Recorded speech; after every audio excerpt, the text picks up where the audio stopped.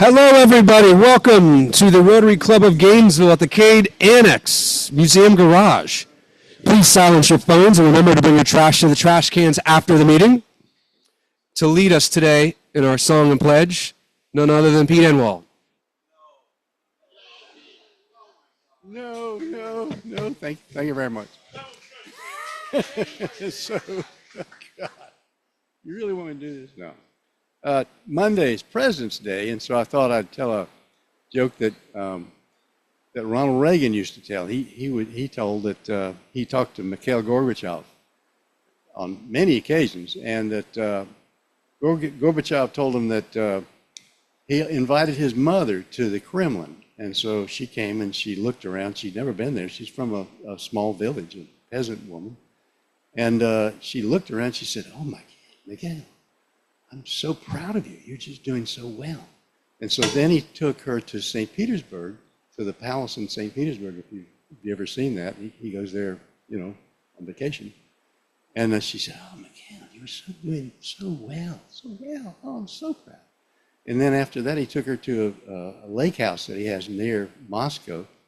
And she was just so impressed. She said, "Oh, I am so proud of my son.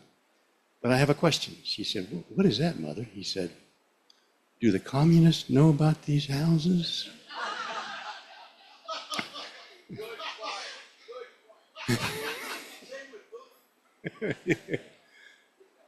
Yeah, he got one too. I think he inherited it, or I don't know how that works.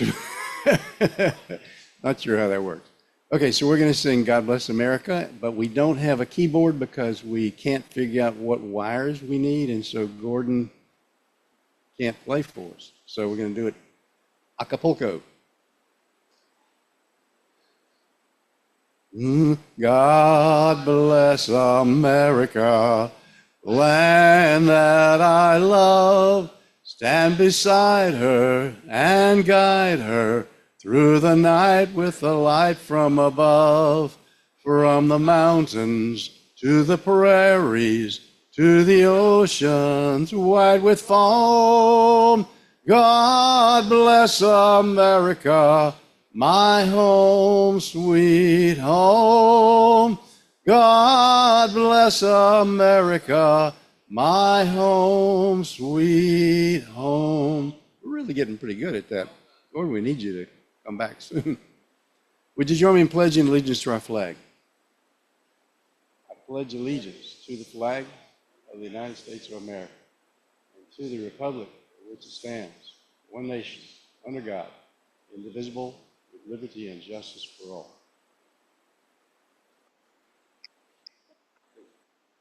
And now, much hotter mic, we have our invocation by Kevin Thorpe, who's on Zoom. May we pray. Lord, we are beyond grateful for this opportunity to fellowship. We thank you for all that this day means.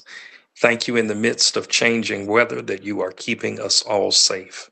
We thank you in advance for today's presentation. We thank you for the mission of Community Spring and their focus on economic justice. Continue to bless what we do and what we say. It is for your sake and for your glory we pray. Amen. Now we'll do the introduction of guests and visiting Rotarians. So if you are a guest or a visiting Rotarian, stay standing. Everybody else, please have a seat. Hello, fellow Rotarians. I am John Thomas, and my guest today is James Sapp. James is a new associate with us at Lean Associates.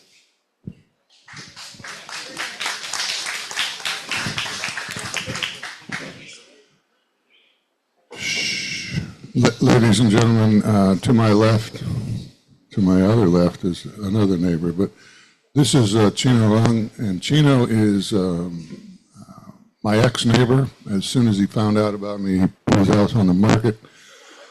But Chino has also been a big sponsor of the Wild Game Feast. He is the producer of the soft ice cream called Gelatos. He's at Gelatos. Gelato? Did I say that right? Gelati? Sorry. He's also the owner of this really cool ice cream place called Jeremiah's. There's one in God bless Chino, but he's here with us, and I'm going to share some more of his story in a few minutes.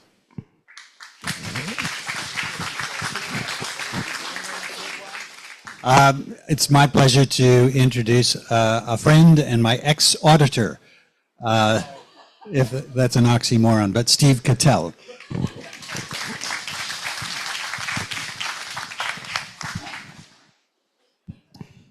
My guest is Dan Hancock, and he's the president of Unforgettable Events here in Gainesville, and he also is a realtor with Rebel Realty. Welcome, Dan.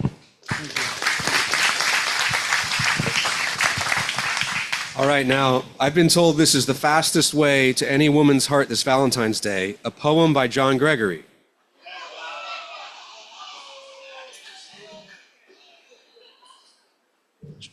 I already bought mine. Was that a mistake? All right, John, take your time.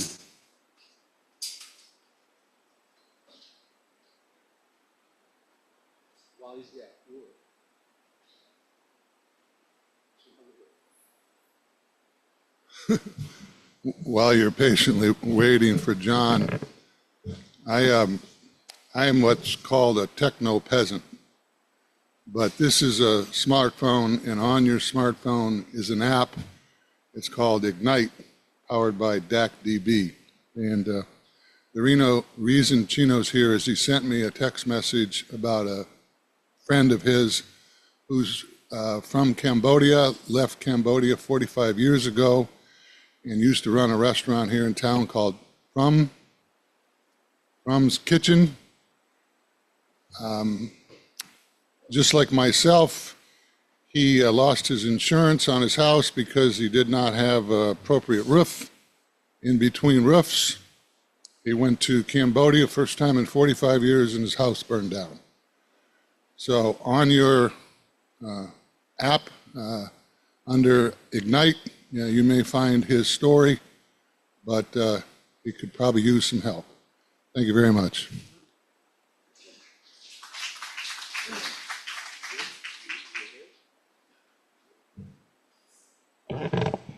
I get a new knee on March the 4th. That's the day before the Wild Game Feast.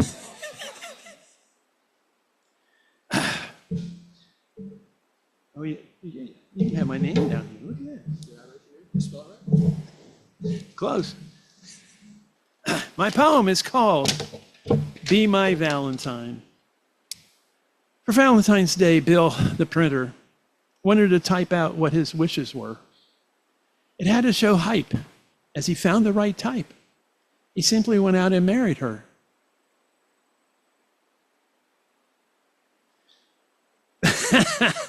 Valentine's Day comes every year. We send out cards without any fear. They all want us to belong.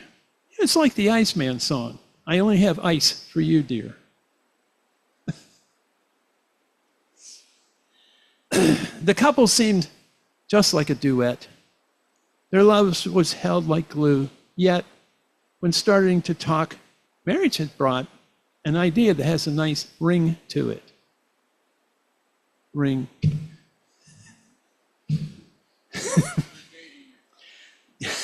Yeah.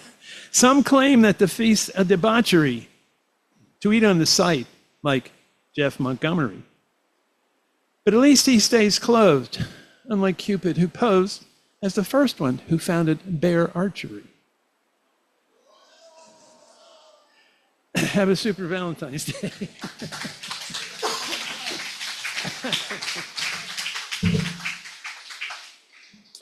We have a few announcements. I think we've got, you already made your announcement?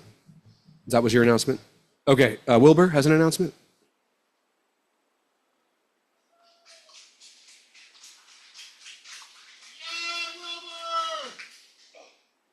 Well, that was completely underwhelming. Thank you. That just means I'm going to don the mantle of Jim Craig and run you all into your graves. I am here to speak about the raffle for the Wild Game Feast. It is a trip sponsored by Southeast Cars. If you're in the market for a car, go to Southeast, go see the cousins. They're doing great things. They offer this trip every year. It is round-trip airfare to Alaska, to Hawaii. What's the other one? Europe. Thank you. Round-trip airfare for two, stay up to a 3-star hotel for a week, back on another week. It's awesome. Tickets are $25 a piece or 5 for $100. And who has bought their tickets? Show of hands. Thank you. Who has not bought their tickets? Thank you. Suckers. And now, the moment we've all been waiting for, John Thomas, our president.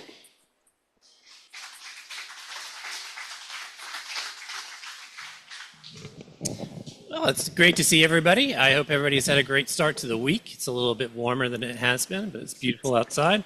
Guy couldn't make it today, so you want me to get a quick announcement on the Wild Game Feast. We are doing fantastic on sponsorships. We really need to sell some tickets, so if you haven't bought yours or if you want to bring some friends, there are plenty up there that we can sell you. Go see Greg, and then after that, go see Wilbur, because he doesn't want to be left out. And then we have our first work day coming up on the 21st. Last night, we had a meeting of the board, and I'd like to thank all the board members that are here and that were able to attend last night and via Zoom, because it's a busy time for everybody to take that time out of their schedule. But in last night's meeting, we had some good news. We approved 4 members. I'm going to read off the names. If you could please stand up to be recognized. Jim Chapman, Steve Kaufman, James Shapiro, Priscilla Shapiro. Let's give them a big round of applause. Excited to have you in the club. We also had three funds requests for our Do Good Refund, which we approved. The first one is for the Make-A-Wish brunch. The second one is for the Matheson Museum Summer History Camp for Kids. And lastly, the Child Advocacy Center Grow Lunch, which we have also done in the past. So fantastic events. I'm glad that we have the money to be able to support them and support the community. Today's speaker is Lindsay Kallman with Community Spring. Lindsay has 15 years of health experience or nonprofit experience. She's a third-generation Gainesvillian. She may have some Rotarian in her background. She has a master's in public health in global health epidemiology from George Washington University. Please help me welcome Lindsay.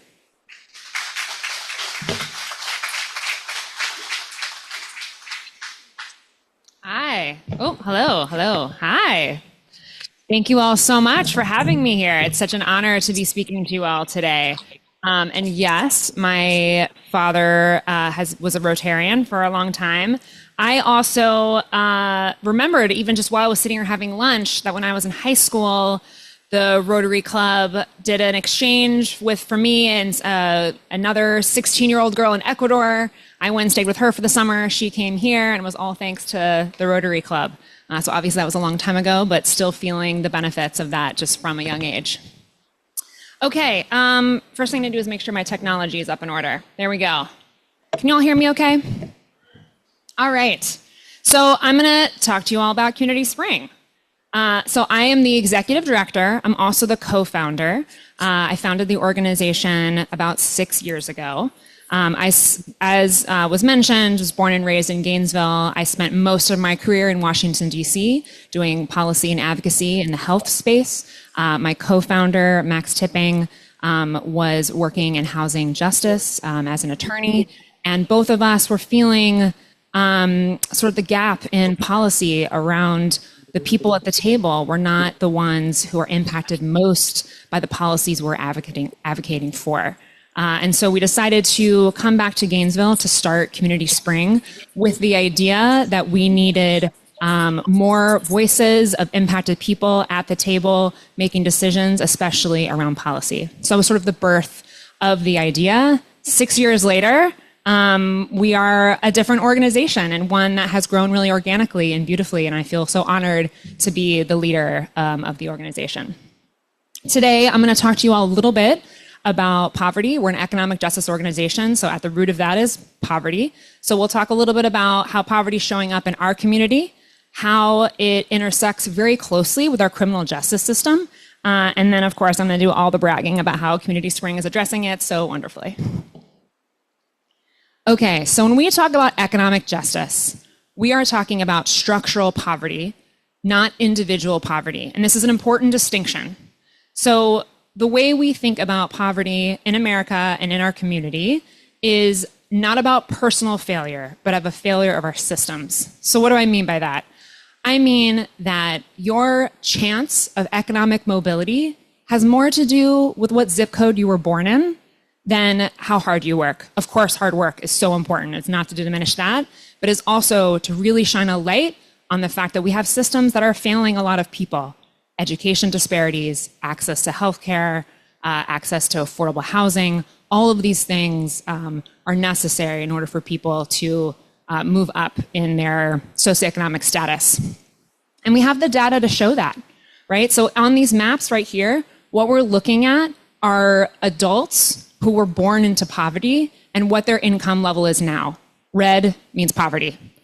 So we can see how in the Southeast, economic mobility is particularly scarce, right? If you're born into poverty, you will likely stay in poverty. And then this map on the right here is Gainesville. And as you can see on the right side, which is East Gainesville, we have a lot of red. And then on the left side, we have a lot of blue. And we can see here that when we're mapping, our ability to move up in the world has a lot to do with the circumstances that we were born in.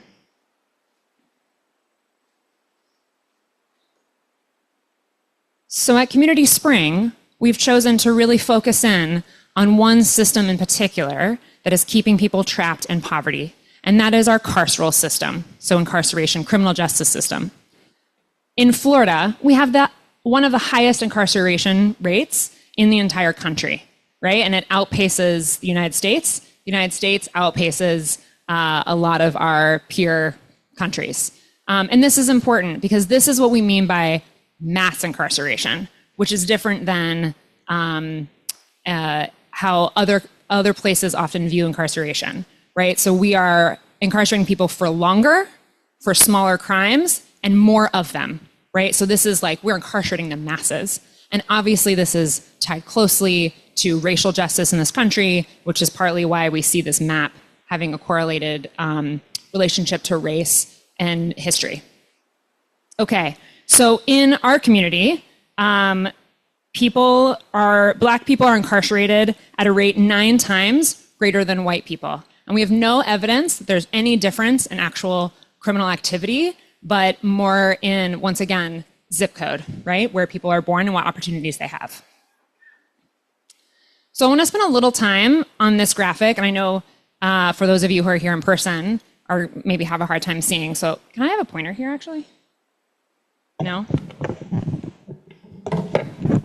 What if I do this? Can I walk over here? Is that going to throw everyone off? Okay. So we have an opportunity structure in the US, and people with criminal records and people who are trapped in cycles of poverty are often excluded. So this is our cycle of exclusion and being excluded from opportunity. So I'm going to start here. Low income, right? So once again, the zip code you're born into, the family that you're born into, what their income level is. When you start low income, there's an increased chance of criminalized acts of survival. So what do I mean by that? We have a person that we work with right now who just came home from prison, and he came home from prison because he stole diapers for his child. So when he was at the checkout line, self-checkout line, he had a bunch of groceries and he had diapers, and he only had enough money for the groceries. So he took the diapers, put them in the bag, walked out, went to prison. That is a criminalized act of survival. And there's plenty of examples of that. We'll talk more about them too. So once you're caught up into the system, you're excluded from expensive legal services to stay out of the system. So the 2 main ones I mean here are private attorneys and bail, right? If I get arrested tomorrow, I will go to jail and my family will come and pay the bail, and then I'll leave, and then I'll wait for my court date. If I can't afford bail, I just sit there until my court date.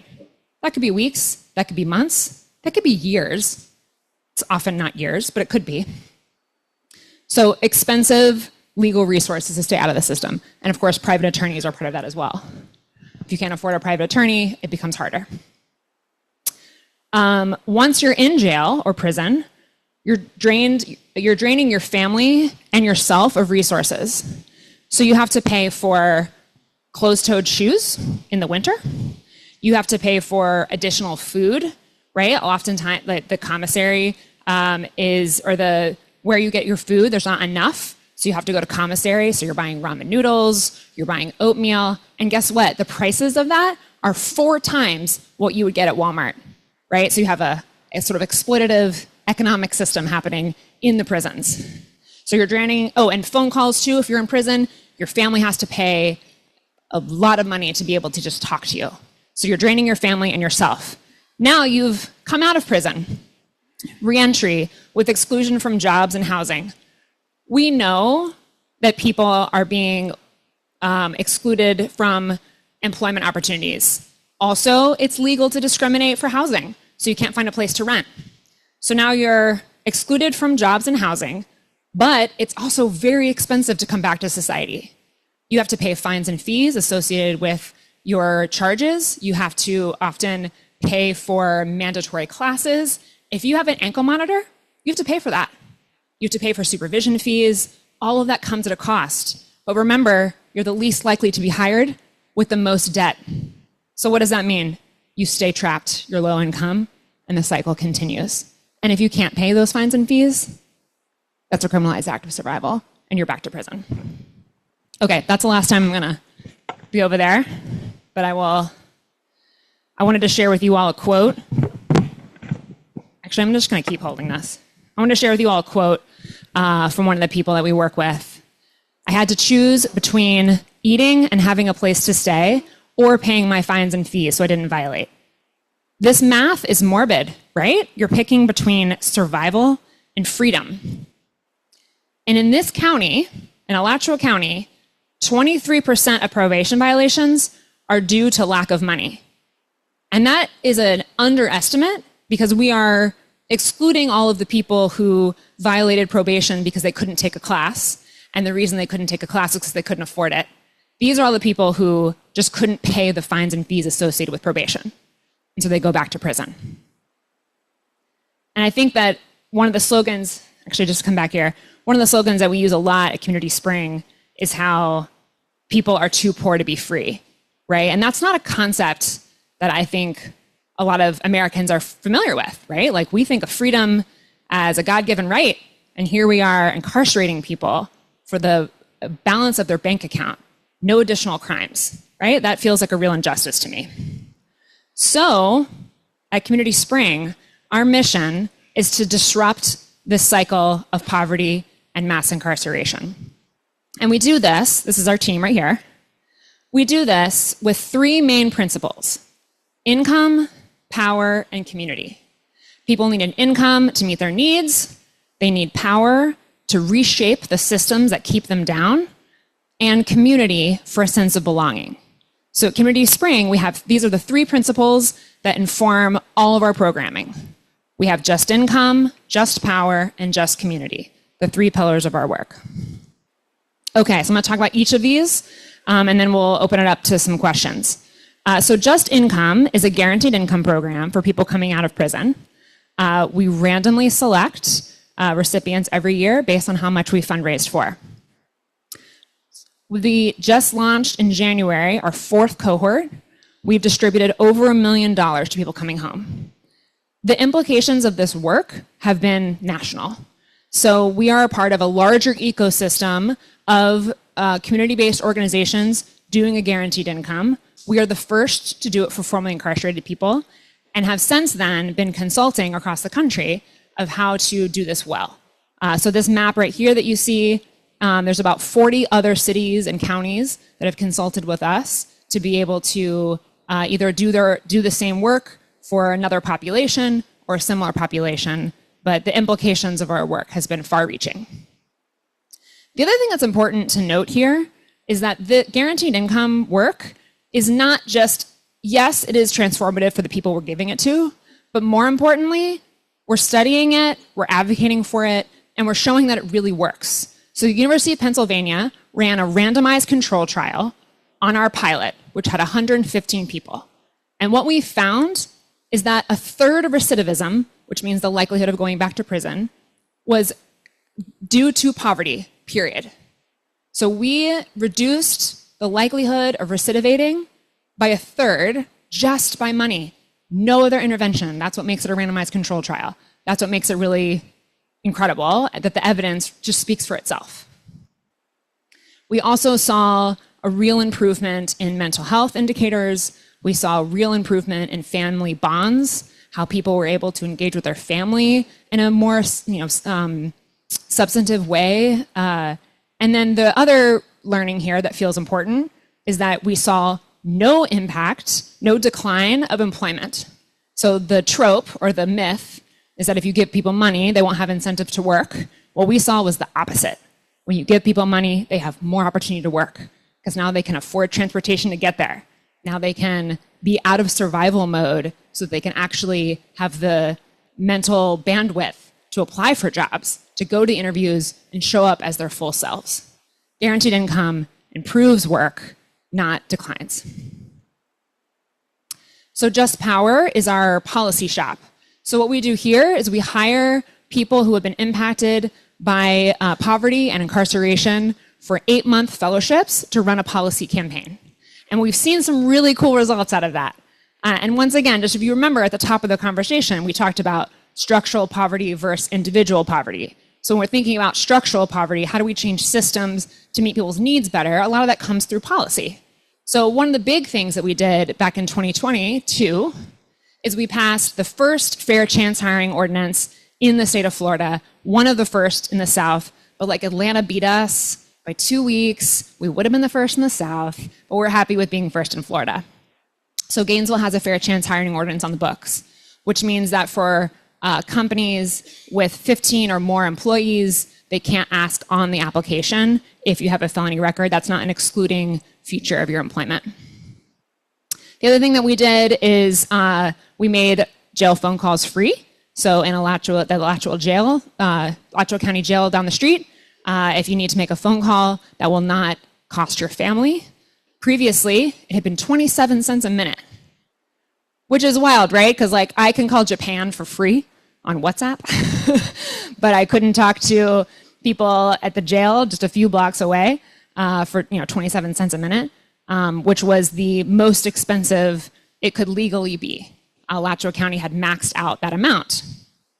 I will say this is a good example of what happens when you put impacted people at the table for decision making. This was not even something I was aware of until it was brought to my attention. And then I have to give the county commission credit when we gave them awareness of it and then said, by the way, this is the most expensive it could be.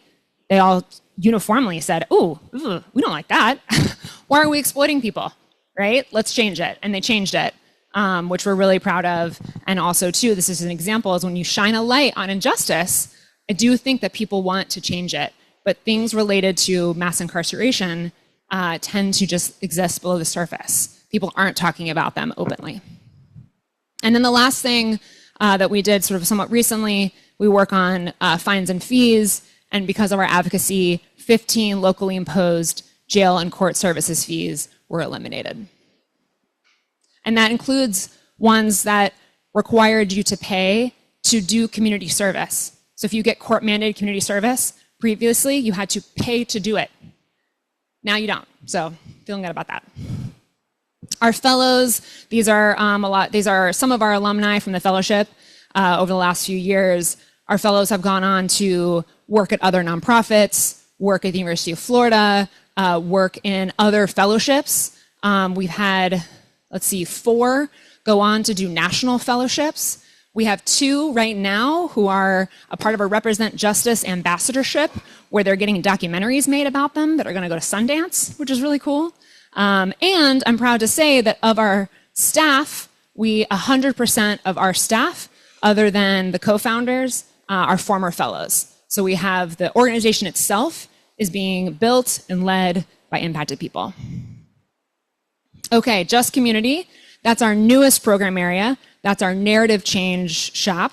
And that came about because we had a lot of awareness about the fact that, you can change policies, you can implement programs, but if the underlying assumptions of what we're doing here are still part of our deeply embedded culture, it can be undone. And so our Just Community is working towards narrative change, working towards changing people's assumptions about what it means to have a record, who is redeemable, unredeemable, who's deserving, who's undeserving. And we want to have that conversation really openly. We believe that everyone is redeemable. All people are deserving to have their needs met. You'll notice an RTS bus that we did a campaign for. And then also It's Basic is a documentary that's about our guaranteed income work that premiered in Tribeca in 2023. We have gotten a lot of press about the work that we do. We think about Community Spring as being hyper-local, hyper-grassroots, but with national and regional implications. And that is true. We have over 60 press hits from Forbes magazine to Business Insider, ABC News, Vox. People are covering the work that we're doing in Gainesville because we are doing it in a tough climate. Remember, we have one of the highest incarceration rates in the country. This is not a friendly state to the work that we're doing, but we're doing it and it's working. And Alachua County has the most progressive fines and fees reform in the state. We are setting the stage and showing what's possible in tough climates. But there's still a lot of work to be done. Fair chance housing is an important one. That's actually one this year that's being picked up by one of our fellows who has had a lot of issues accessing affordable housing because of the injustices that she's faced. We still need some more fines and fees reform. We're working on narrative change. And then the one that actually I'm most excited about that we haven't publicly launched, so you guys are getting a little inside scoop, is thinking about community power. We are about to roll out a civic engagement curriculum that will be neighborhood focused, that's getting people who have never voted excited about voting, excited about being a part of democracy, and once again, making sure that we're bringing in impacted people to decision-making spaces. So we have social media handles. We have our report for our randomized control trial. There's always ways to amplify our work. We are a 501c3, so we are a nonprofit. We're also entirely privately funded. We do not take government grants because we do so much advocacy. We think it's really important to maintain, separate sort of financially. And so we rely on donations from people as well as foundation grants. Thank you so much. It's a pleasure to be here. I know I just talked a lot. So thank you for being such attentive listeners. Thanks for being here, Lindsay. I think most people know, but I've done public defense for 21 years. And one thing you didn't mention, I don't know if the people know or if you've done anything with, but some counties charge you to be in jail. And there's actually an app that they advertise at the front of these jails. It's called paymyjailer.com, which I think is actually kind of insulting. But have you ever encountered that and have any plans to deal with it? Not the Pay My Jailer, that is insulting. But one of the fines and fees that we got eliminated here was an entrance fee and sort of that kind of thing. And I'm proud to say in Alachua County, the discretionary fees that they could eliminate, they did. The fees that remain are all state mandated ones. Lindsay, thank you very much for what you do. I'm going to make sure I'm going to give you some money. But I wanted to also help educate your clients here is that in Florida, the number one industry is tourism. Number two is agriculture. And number three is the prison system. Not only do they have to pay for phone calls, but they have to pay for emails. And in the prison system, now every prisoner has a laptop. He has not a laptop, but a tablet. And they can rent movies on those tablets. They can send emails, but the cost of an email is the cost of a postage stamp. And so not only do they press their family for money for food, which taxes their family, but they press their family for money to watch a movie. Mm-hmm. And so to me, the prison system is just is amazing. And the reason all of these fees happen is because the legislature does not want to put it on the taxpayer, and they put it on the person in prison. And it's just a tragedy, as you said, from where they came from. And I've gotten to know a lot of people in the prison system through working with the foster care system, and that 70% of all kids in foster care go to prison. And that's nationwide. So it's a sad thing for our industry. Thank you for your time, and thank you for doing what you do. Thank you. Yeah, and just to add to that too, in terms of, I think you're right, the burden of the cost ends up going to the families of the people who are inside, and those families are the least likely to be able to afford that cost. And also, in terms of the burden to taxpayers, I mean, our guaranteed income is much cheaper than reincarcerating someone, right? So if we're talking about efficiency, prison is not efficient. It is not a good use of taxpayer dollars, period. But we imprison people at such a high rate for so long, and for charges that are criminalized acts of survival, right? And that's the problem, where if we're thinking about, good stewards of tax dollars, one way to minimize that is to not incarcerate so many people for so long. Thank you very much, Lindsay, for what you're doing. To take on what Bill had just shared about the prison system being costly, there's also private prisons that are corporate owned. Is there a list of the names of these corporations and the other businesses that perhaps could be boycotted? That is a great question. And there are organizations who specialize in exactly that. Of course, in this moment, I'm drawing a blank to one of them who we actually partner with quite a bit, who's based out of New York. But their whole mission is about the prison industrial complex and to expose how big of an industry this is.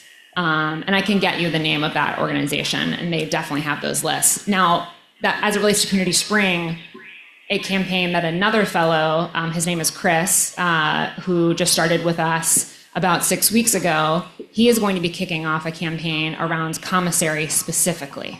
So the company that provides the commissary here at the jail is the same company that provides the meals that they get in the cafeteria. And so it's a little bit problematic, right? Because the meals in the cafeteria are free, and the commissary is at a wildly exploitative cost. So if you don't feed people very much in the cafeteria, then they have to supplement at the commissary, which then you're buying a bag of potato chips for $5. I'm making that up. I don't actually know how much they cost at this point, this moment. But you can see how the incentive structures for for-profit companies in prisons can be really problematic. I too stand and applaud for what you're doing. What component do you have for drug and alcohol recovery? Because I've done a lot of work in the prisons over the last 40 years, bringing meetings in and so forth, and see what a significant factor that is, not only in getting out of prison, but staying out of prison. Yeah. Stories abound of people getting off the bus and they're buying dope within 15 minutes. Well, I'm happy that you brought that up, because actually that was a talking point that I missed when I talked about the guaranteed income work, because that's another one of these sort of myths that circulates around guaranteed income. If you give people money, they're going to spend it on drugs and alcohol. And what we saw from our study is that substance use goes down drastically as income goes up, right? And so when addiction's complicated. I'm not an addiction specialist. I won't pretend to be. And what I see out in the community is that poverty, it can be a huge causal factor in addiction, rather than addiction being the causal factor in poverty. That makes sense, right? So it's cause and effect issue.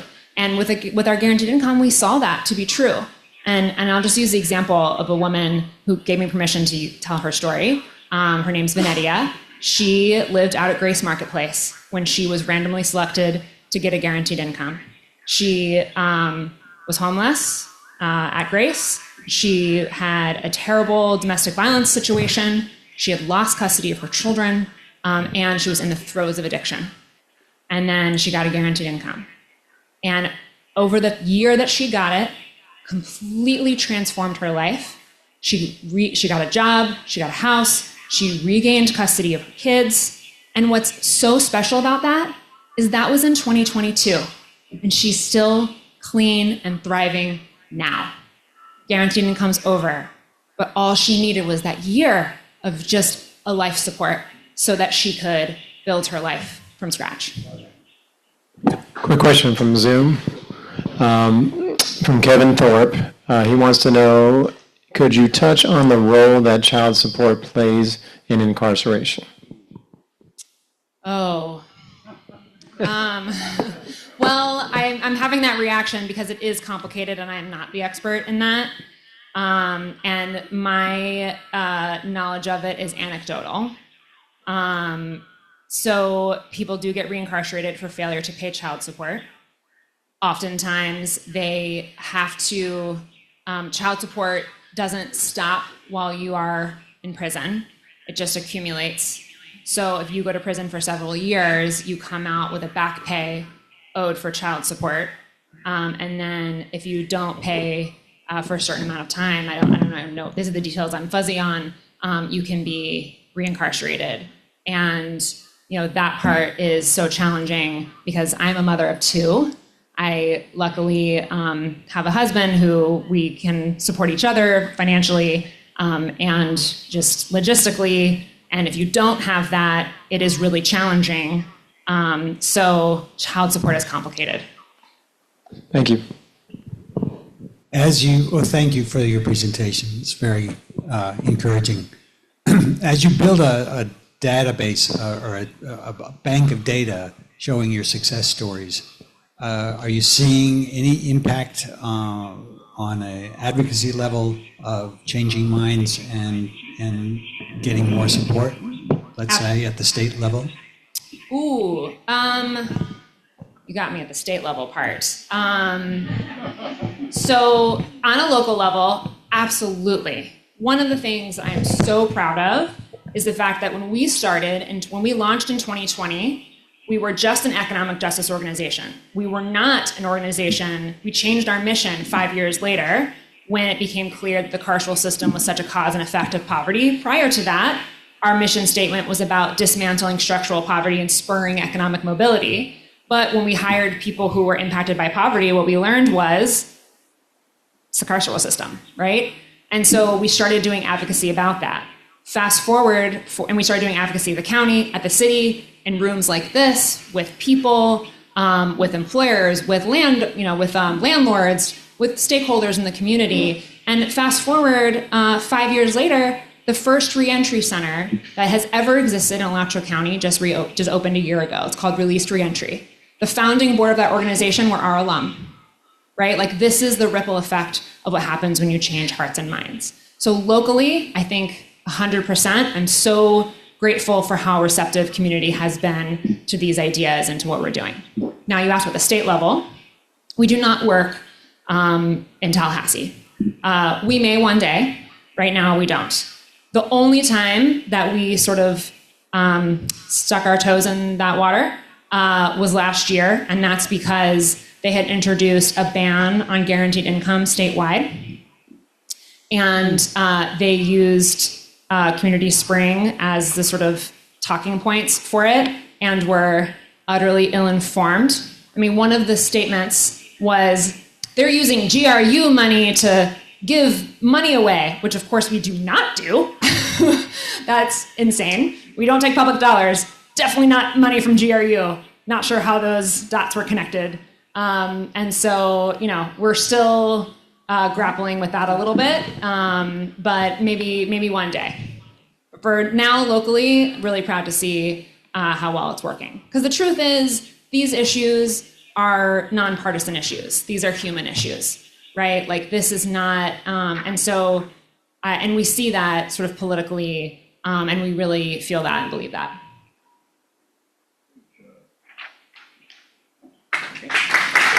Thank you all so much. Really appreciate it.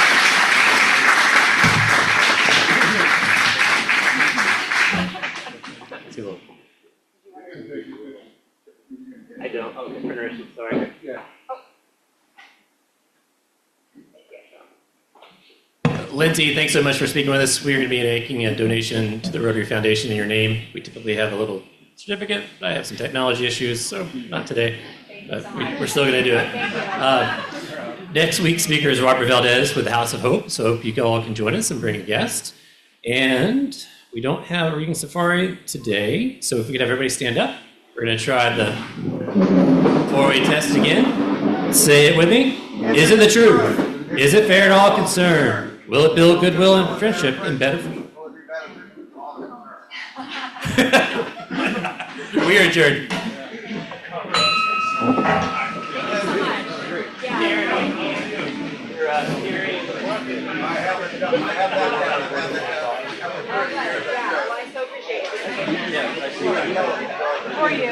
Thank you.